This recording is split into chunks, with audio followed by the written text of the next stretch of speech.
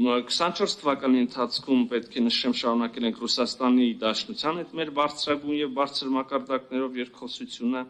տեղի ունեցել վարչապետ Փաշինյանի եւ նախագահ Պուտինի երկու հանդիպում, երկու հեռախոսազրույց, տարվել են աշխատանքներ առանձին, այդ թվում տարածաշրջանային հարցերի շուրջ միակողմանի մեկնաբանություններից խուսափելու համար, տարվա վերջում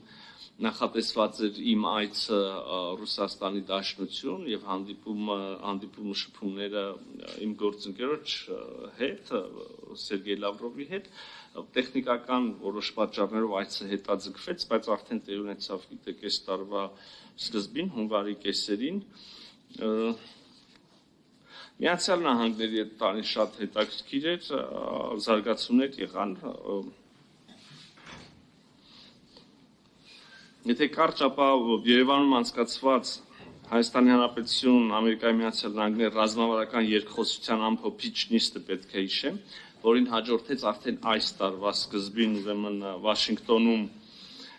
Հայաստանի եւ Ամերիկայի Միացյալ Նահանգների միջև ռազմավարական գործընկերության մասին փաստաթղթի ստորագրումը, որը իհարկե նշանավորեց հարաբերությունների մակարդակի բարձրացումը, խոսվեց այն մասին, որ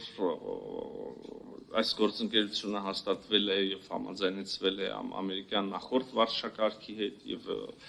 չի շարունակվելու նոր վարչակազմի հետ, իհարկե դա այդպես չի եւ նաեւ նոր վարչակազմի ներկայացուցիչները արդեն անցումային փուլում ընդգրկված են եղել աշխատանքներում եւ հիմա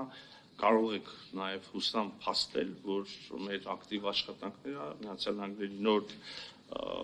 վարչակազմի, նախագահ Թրամփի, նրա թիմի ներկայացուցիչների հետ շարունակվում են։ Հիշում եք վարչապետի հանդիպումը փոխնախագահ Վենսի հետ, կա աշխատանք ուրեմն թիմի այլ ներկայացուցիչների հետ, առաջիկայում եւս կլինեն որոշակի նորություններ, իդեպ նույն ռազմավարական ուրեմն համագործակցության փաստաթղթով նախատեսված ուրեմն որոշ բաների կյանքի կոչման